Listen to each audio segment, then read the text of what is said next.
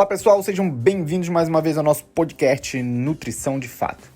Então hoje daremos continuidade na nossa série sobre nutrição clínica e no episódio anterior falamos sobre o gasto energético. Caso não tenha acompanhado, é só voltar ao episódio anterior que você ficará por dentro do assunto. Mas antes, para você aí do outro lado que não me conhece, me chamo Rômulo Monteiro, sou nutricionista e tenho especialização em nutrição clínica. Então no episódio de hoje iremos falar sobre subnutrição proteica energética, que é basicamente quando existe um quadro de desnutrição, que principalmente por falta de proteína e calorias. A gente sabe que a desnutrição pode vir por outros fatores, por exemplo, falta de carboidrato, de gordura, enfim. Hoje nós iremos focar aqui sobre a subnutrição proteica calórica, que o nome já por si só já diz tudo, né? É uma desnutrição vindo de proteína e calorias. Então a desnutrição é classificada quando acontece uma anormalidade no estado nutricional. Essa anormalidade pode ser bioquímica, funcional, anatômica, e que isso e que pode ser causado, ou melhor dizendo, por um consumo inadequado de nutrientes. Então temos o termo que é a subnutrição proteica energética, que é a condição onde o indivíduo não consome uma quantidade ideal de proteína e calorias. Então quando eu falar subnutrição é como se fosse uma desnutrição mesmo, tá?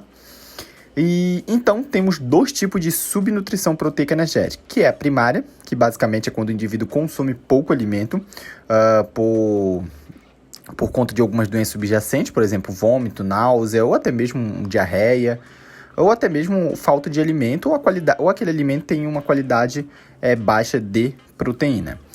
A subnutrição secundária é quando o indivíduo tem alguma doença e que geralmente altera a absorção ou metabolismo das proteínas.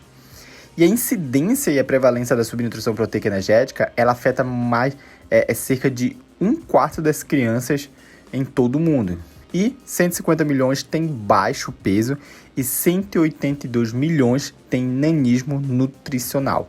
É isso mesmo, é quando aquela pessoa não cresce por falta de nutrientes.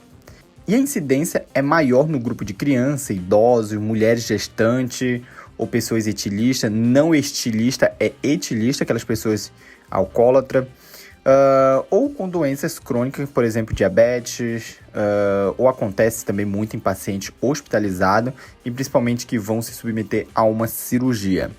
E como fazer, Rômulo, diagnóstico da subnutrição? Como é que a gente sabe que a pessoa está em subnutrição? Bom, o primeiro passo é a história clínica do paciente, então verificar se existe algum quadro de diarreia, anorexia, febre constante, que geralmente são os sinais e sintomas de sugestivo de aumento energético ou até mesmo catabolismo proteico.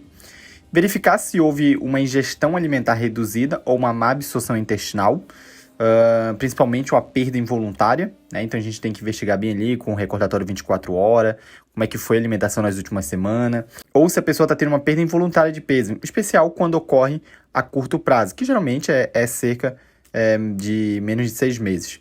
A perda, se ela for 10%, é um indicativo de subnutrição. Agora, quando é mais de 20% do peso total, já é um quadro de subnutrição grave. Devemos fazer também bem detalhado uma história alimentar, então investigar como está o consumo do alimento dessa pessoa, que a subnutrição pode vir daí. E também quando você olha diretamente para a pessoa que está no quadro de subnutrição proteica energética, o paciente apresenta emagrecido, a pele fica mais fina, ela fica enrugada, ela fica hipotrófica, né? Ela fica com mais dermatite, eventualmente, por exemplo, com descamação, a gente vê pouca gordura corporal, a gente vê um sinal evidente, né? A gente vê que a pessoa está em desnutrição mesmo. E principalmente a pessoa pode ter edema, ela pode ter um inchaço, tá? Principalmente na parte inferior, mas também pode ter na parte do tórax, no abdômen, tá bom? Geralmente utilizamos antropometria para comparar a evolução do paciente. Geralmente não é feito, é utilizado, mas geralmente é mais utilizado antropometria, então medidas, para comparar se houve evolução. E o IMC abaixo de 18 também é um indicativo de subnutrição. O IMC abaixo de 18 não determina que a pessoa tenha um quadro de subnutrição, porque tem gente que está abaixo de 18, o IMC abaixo de 18 e não está no quadro de subnutrição. E quais tipos de subnutrição nós temos? Bom, praticamente nós temos alguns tipos de subnutrição classificada pelo IMC, tá? Então, por exemplo, IMC abaixo de 16, a gente fala que é uma subnutrição de grau 3. Entre 16 a 17, uma subnutrição de grau 2. Entre 18 a 17, uma subnutrição de grau 1, tá bom? Então, quanto menor o IMC, pior essa subnutrição. Bom, e temos alguns tipos de subnutrição, que seria o marasmo e o kwashiorkor, que são duas formas graves de desnutrição proteica energética que afetam principalmente as crianças. Marasmo geralmente é causado por deficiência calórica total, enquanto o kwashiorkor é causado por deficiência de proteína específica. Geralmente essas pessoas têm ali edemas, um abdômen avantajado, a perna inchada. E qual é a consequência de tudo isso? Qual é a consequência? O que vai trazer para a pessoa que está num quadro de subnutrição calórica proteica? Bom, basicamente, a subnutrição pode afetar o crescimento da pessoa, o desenvolvimento físico e mental, aumenta o risco de doenças e até mesmo morte. Maior tempo em hospitalização, menor defesa do sistema imunológico, então a pessoa pode morrer por conta de doenças oportunistas, ou até mesmo sepse, né? Que seria uma infecção generalizada.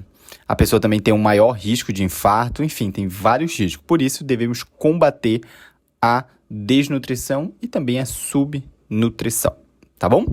E é isso, então. Terminamos mais um episódio da série sobre nutrição clínica. Espero que você tenha compreendido sobre o assunto. Por fim, gostaria de agradecer a você que nos acompanhou até o final. Meu muito obrigado e até a próxima.